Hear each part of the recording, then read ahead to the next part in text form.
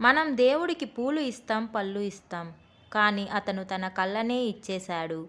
నియమాలు తెలియవు, మంత్రాలు రావు. తెలిసిందల్లా ఒక్కటే, తన దేవుడు ఆకలితో ఉన్నాడని, తన దేవుడికి దెబ్బ తగిలిందని. ప్రపంచం అతన్ని వేటగాడు అంది. కానీ ఆ పరమశివుడు అతన్ని కన్నప్ప అని పిలిచాడు. అసలు ఆ అడవిలో ఏం జరిగింది? ఒక సామాన్య వేటగాడు శివుడికి అత్యంత ప్రియమైన భక్తుడు ఎలా అయ్యాడు? ఈరోజు మన వీడియోలో భక్త కన్నప్ప గుండె తరుక్కుపోయే మహా అద్భుత గాథను తెలుసుకుందాం.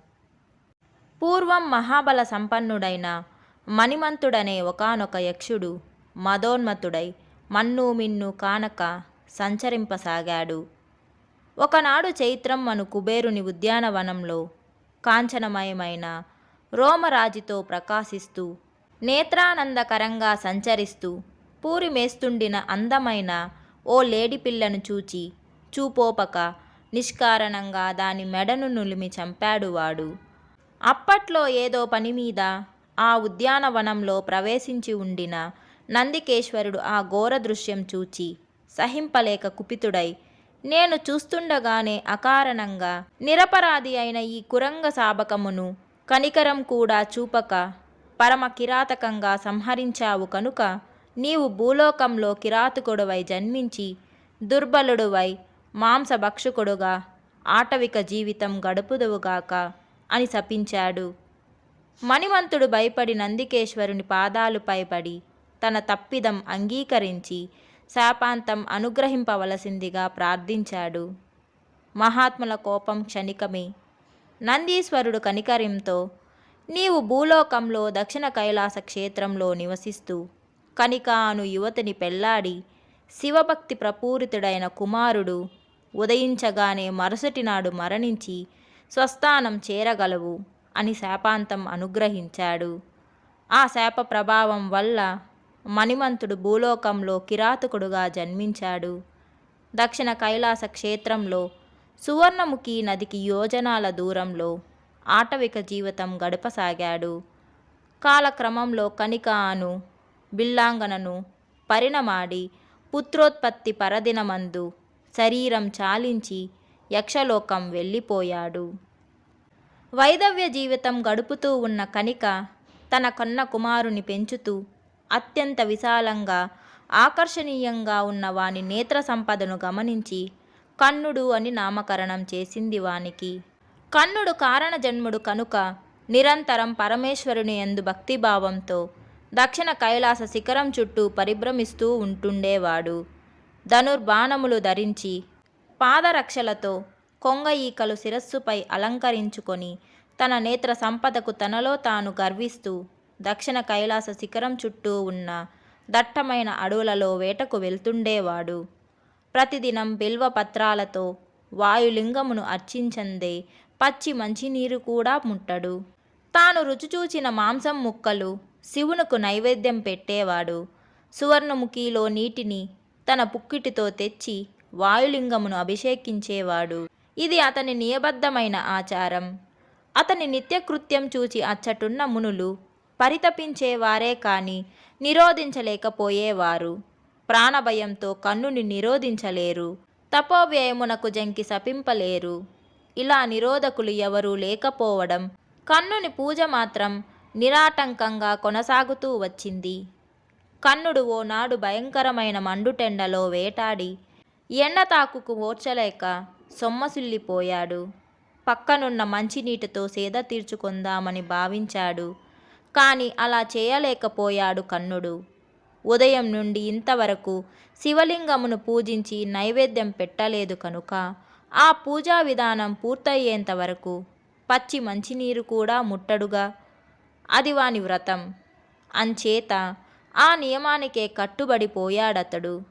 పాడు శరీరం కోసం నియమోల్లంఘన మంచిది కాదనుకున్నాడు. ప్రాణం పోయినా సరే శివారాధన జరగందే నీరు కూడా ముట్టకూడదని నిర్ణయించుకున్నాడు. దుర్లభమైన శారీరక బాధ అనుభవిస్తూనే మనసున పరమేశ్వరుని మీద లగ్నం చేశాడు. పరిపరి విధాలుగా శివస్తోత్రం చేశాడు. ఆదుకొమ్మని నిండు మనసుతో వేడుకొన్నాడు. ఆ సమయంలో హఠాత్తుగా ఆకాశం మేఘావృతమై చల్లని వర్షం కురవసాగింది. వర్ష బిందువులు తన నోటిలోనికి ప్రవేశించుకుండునట్లు తన నోటిని పెదవులతో కప్పివేశాడు. వర్షం వల్ల శరీరం మాత్రం పూర్తిగా తడిసిపోయింది. అలసట కొంత తగ్గింది. తరువాత స్వర్ణముఖికి వెళ్ళి స్నానం చేసి త్రిపుండ్రధారణ చేసి పుక్కిట జలంతో బిల్వదళాలతో పూర్వం వేటాడి ఉండిన జంతు మాంసంతో శివలింగం చెంత చేరాడు. పుక్కిటి జలంతో శివలింగమును అభిషేకించి బిల్వదళాలతో శివార్చన చేసి జంతు మాంసం నైవేద్యంగా పెట్టి తదుపరి స్వర్ణముఖిలో దోయిలి పట్టి మంచినీరు తాగాడు. ఓనాడు బ్రహ్మావాదులు కొందరు మునీంద్రులు ప్రదోషకాల పూజకై ఆలయంలోనికి వెళ్ళారు. పరమేశ్వరుడు కిరాతకుడైన కన్నుని భక్తి తత్పరను వారికి చూపు నిమిత్తం తన మాయచేత శివాలయం పడిపోతున్నట్లు బ్రహ్మాండమైన శబ్దం కల్పించి గర్భాలయ పైభాగం ఊగి కిందపడునట్లు సృష్టించాడు. ప్రాణభీతితో మహర్షులందరూ ఆలయం విడిచి దూరంగా పారిపోయారు. గర్భాలయ సమీపంలో ఉన్న కిరాతుడు మాత్రం చలింపక తనలో తానిలా నిర్ణయానికి వచ్చాడు.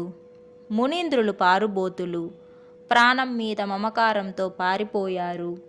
గర్భాలయం పైభాగం కూలి శివలింగంపై పడితే లింగం విధ్వంసమవుతుంది. మీద నుండి కింద పడనున్న రాతి బండలను చేతితో ఆపలేను. ఎలాగైనా లింగమును రక్షించి తీరాలి. కనుక నా శరీరమునే లింగంపై మేల్కొట్టుగా పెడుతాను. పైనుండి కింద పడనున్న రాతి బండలు నా శరీరంపైనే పడుతాయి కానీ లింగంపై పడవుగా. భయపడి వెలుపలికి పారిపోయి శరీరమును కాపాడుకున్నంత మాత్రాన ఒరిగేదేముంది? ఈనాడు కాకున్నా మరో నాటికైనా ఈ శరీరం రాలిపోవడం ఖాయం. అలా పోవడం కంటే శివలింగం రక్షణార్థం ఈనాడు నా శరీరం పోవడమే మంచిది. నా పూర్వ పుణ్యఫలం వల్ల అలా జరిగితే నాకంటే అదృష్టవంతుడు ఈ లోకంలో ఎవడూ ఉండడు. హరి బ్రహ్మేంద్రాదులకు సైతం లభింపని ముక్తి నాకు లభిస్తుంది. కనుక నా ప్రాణమైన అర్పించి శివలింగమును రక్షిస్తాను. ఇలా భావించి శివలింగమునకు ఆచ్ఛాదనగా తన శరీరాన్నే ఇమిడ్చాడతడు. తక్షణం గర్భాలయ పతన శబ్దం మహాభయంకరంగా వినపడింది. కానీ కన్నుడు మాత్రం తన పట్టు సడలింపలేదు. మునీశ్వరులు మాత్రం మరికొంత దూరం వెళ్ళి నిలబడి చూడసాగారు. ఆశ్చర్యపడ్డారు వాళ్ళు. దేవాలయ పతనం ఆగిపోయింది. కన్నుని సమీపించారు మునీంద్రులు. అతనితో సంతోషపూర్వకంగా ఇలా అన్నారు వాళ్ళు. నాయనా కిరాత, నీవు ధన్యుడివి, కృతార్థుడివి. నిన్ను గన్న తల్లి మహాపుణ్యాత్మురాలు. నీ భాగ్యమునకు అంతం అంటూ లేనే లేదు. నీ కులం పరమోత్కష్టమైంది, ఇది సత్యం. ఇలాంటిది ఏనాడు విని కూడా ఎరగం. కానీ ఈనాడు కల్లారా చూచాము. నీవు మానవ రూపంలో ఉంటున్న మాధవుడివి. దేవతలలో జనార్దనుడు, మానవులలో నీవు మాత్రమే పరమేశ్వరుని భక్తులు, మరెవరూ కారు. వాళ్ళందరూ నామమాత్రపు భక్తులే. శివభక్తాగ్రేసరుడైన శ్రీమన్నారాయణమూర్తి తప్ప మానవ దేహదారి ఎవడు ఇలా సాహసించలేడు. ఆలయం కూలి మీద పడుతున్నా ఏమాత్రం చలింపకుండా సుస్థిరంగా నిలబడు ధైర్యం మానవులలో ఉండదు. శివభక్తుల్లో నీకు నీవే సాటి అంటూ నానా విధాలుగా శ్లాఘించారు మహర్షులు.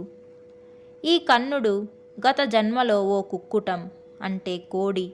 ఒకానొక బోయవాడు ఆ కోడిని అత్యంత ప్రీతితో పెంచుకుంటూ వచ్చాడు. ఆ బోయడు ప్రతిదినం వేటాడి వన్యమృగ మాంసం నేతితో వచనం చేసి పరమేశ్వరునకు నైవేద్యంగా సమర్పించి శివ నిర్మాల్యం నియబద్ధంగా తాను భుజిస్తాడే కాని ఇతరులకు ఆ శివ నిర్మాల్యం మాత్రం పెట్టనే పెట్టడు. ఇది అతని నియమం కూడా. ఓనాడు తాను భుజిస్తుండిన శివ నిర్మాల్య మాంసఖండం అప్రయత్నంగా జారి భూమిపై పడింది. అతని సమీపంలో ఉండిన పెంపుడు కోడి ఆ మాంసం ముక్కను తన ముక్కుతో పట్టి మింగేసింది.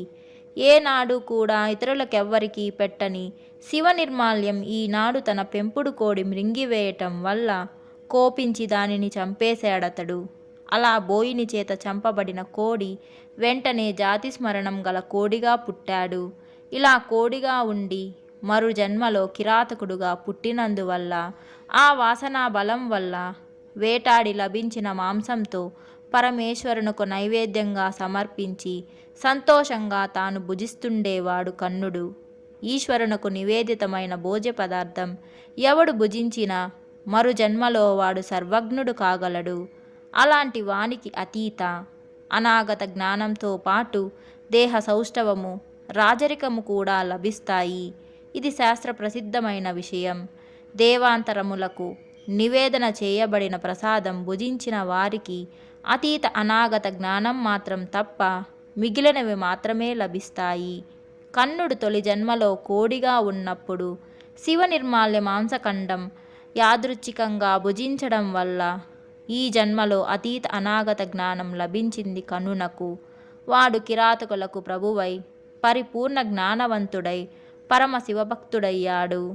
ఇలా కిరాతకుడైన కన్నుడు కొంతకాలమునకు తన కుమారుడైన కాలునకు రాజ్యభారం అప్పగించి ధనుర్బాణములను మాత్రం ధరించి శివభక్తాగ్రేసరుడై వాయులింగమును ఆరాధిస్తూ 25 సంవత్సరాలు గడిపాడు.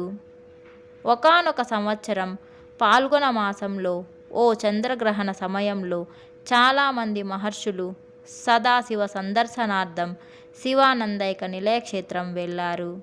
అలా వచ్చిన మహర్షులకు కన్నుని యొక్క భక్తి పారవశత ఎరుకపరచాలనుకున్నాడు పరమేశ్వరుడు. అంచేత వాయులింగాకారంతో ఉన్న తన నేత్రం నుండి నీరు కార్చాడు. మునుపెన్నడూ లేని విధంగా పరమేశ్వరుని కంటి నుండి నీరు ప్రవహిస్తుండడం చూచి మహర్షులందరూ భయపడ్డారు. ఏమి చేయక తోచక దిగులుతో కుములు సాగారు వాళ్ళు. ఇంతలో నోటి పుక్కిలి జలంతో, చేత బిల్వ దళాలతో, మరుచేత మాంసపు ముక్కలతో, భుజముపై వేలాడు ధనువుతో, వెనుక అమ్ముల పొదితో త్రిపుండ్రధారి అయిన కన్నుడు ప్రవేశించాడు. కన్నుని వాని వేషమును చూచి అసహ్యించుకున్నారు మహర్షులు. కన్నుడు వాళ్ళను ఏమాత్రం లక్ష్య పెట్టకుండా పుక్కిటి జలంతో లింగమును అభిషేకించి బిల్వ దళాలతో పూజించి మాంసం నివేదించి పంచాక్షరి పఠించాడు. తదనంతరం శివలింగమును ప్రదక్షిణ చేసి నమస్కరించి శివలింగం వైపు చూచాడు. శివమునకు ఓ కంటి నుండి స్రవిస్తున్న అశ్రుధారలను అప్పుడు చూచాడు కన్నుడు. చూడరాని ఆ దృశ్యం చూచి నిలువునా కూలిపోయాడు వాడు. వలవలమని ఏడ్చాడు. పలుమారు శివలింగమును చేతితో తుడవసాగాడు. తుడుస్తున్న కొద్దీ పరమేశ్వరుని కంటి నుండి స్రవిస్తున్న నీరు మరీ ఎక్కువవుతున్నదే కాని తగ్గడం లేదు. పక్కన సమీపంలోనే ఉన్న పలు ఔషధులతో వైద్యం చేశాడు. ఏమి చేసినా పరమేశ్వరుని కంట నీరు ఆగలేదు. పరిపరి విధాలుగా పరితాపపడ్డాడు. ఇలా బాధపడుతున్న కన్నునకు శివానుగ్రహం వల్ల ఓ మంచి ఉపాయం స్ఫురించింది. ముందు వెనకలు కూడా చూడక వెంటనే తన అమ్ముల పొదు నుండి వాడి అయిన బాణం తీశాడు. ఆ బాణాగ్రంతో తన కంటిని పెకలించి ఈశ్వరుని కంటికి అమర్చాడు. దాంతో శివుని నేత్రం యథాపూర్వకంగా అమిరింది. దానిని చూచి పరవశించిపోయాడు కన్నుడు. వాని భక్తిని పరీక్షించడం కోసం రెండవ కంటి నుండి నీరు కారునట్లు చేశాడు సదాశివుడు. బిల్లుడు దానిని చూచి చెప్పుతో ఒప్పి ఉన్న తన పాదమును ఈశ్వరునికి నీరు కారుతున్న రెండవ కంటిపై గుర్తుగా ఉంచి బాణాగ్రంతో తన రెండవ కన్నును పెకలింపబోయాడు. వాని సాహసమునకు సంతోషించి పరమేశ్వరుడు శివలింగ మధ్యము నుండి ప్రత్యక్షమై తన స్వహస్తంతో వాని చేయి పట్టుకొని వారించాడు. వాని నేత్రమును వానికే ఇచ్చివేశాడు. సాక్షాత్తు పరమేశ్వరుడే స్వయంగా వాని చెయ్యి పట్టుకొని అతనిని వారించాడంటే వాడెంతటి పరమభక్తుడో, ఎంతటి అదృష్ట జాతకుడో చెప్ప అవసరం లేదుగా. లోగడ వానికున్న నేత్ర సంపద గర్వమును తొలగించడం కొరకే ఇలా చేశాడు పరమేశ్వరుడు. పరీక్షలో నెగ్గాడు భక్తుడు. అలా పరమేశ్వరుడు కన్నునకు దర్శన భాగ్యం కల్పించి వరప్రదానం చేసి అంతర్హితుడయ్యాడు. సమస్తము చూస్తుండిన మహర్షులందరూ కన్నుని ప్రశంసించారు. అతడు భక్తాగ్రేసరుడు కనుకనే ఈ ఆలయంలోని శివలింగమున కంటే సమున్నతమైన స్థానంలో అతని ఆలయముంది. శివలింగమునకు ముందు భాగంలో అతని నిలువెత్తు విగ్రహముంది. బ్రహ్మోత్సవాదులలో ప్రప్రథమంగా కన్నప్పకి ధ్వజారోహణం జరిపి మరునాడు స్వామివారికి చేస్తుంటారు. ప్రథమ నైవేద్యం కన్నునకు పెట్టి తరువాత స్వామివారికి పెడుతుంటారు. ఇలా చేయడం ఈ ఆలయ సాంప్రదాయం. కన్నుడు తన కన్నును స్వామివారికి సమర్పించినందున కన్నప్పగా చరితార్థుడయ్యాడతడు. పాల్గొన మాసం శుద్ధ పౌర్ణమి పూర్వాషాఢ నక్షత్రయుక్త గురువారం నాడు స్వామివారు కన్నుని అనుగ్రహించడం వల్ల ఆ తిథి నాడు రామతీర్థమునకు ఉత్తరంగా ఉన్న భుక్తిముక్తి క్షేత్రం పంతుల వారి రేవులో స్నానం చేసి మూలలింగమును దర్శించడం శ్రేయస్కరం. గర్భాలయంలోనే ఉన్న కన్నప్ప విగ్రహమును కూడా దర్శించి నమస్కరించడం విశేష ఫలప్రదం. ఈ గాథ ఆధారంగా శతనామాబ్జ మాలికలో 38వ నామం శబరేక్షణ పూజితాయ నమః. శబరుడైన కన్నుని యొక్క కండ్లచే పూజింపబడిన శ్రీకాళహస్తీశ్వరునకు వందనం అను నామం ఏర్పడింది.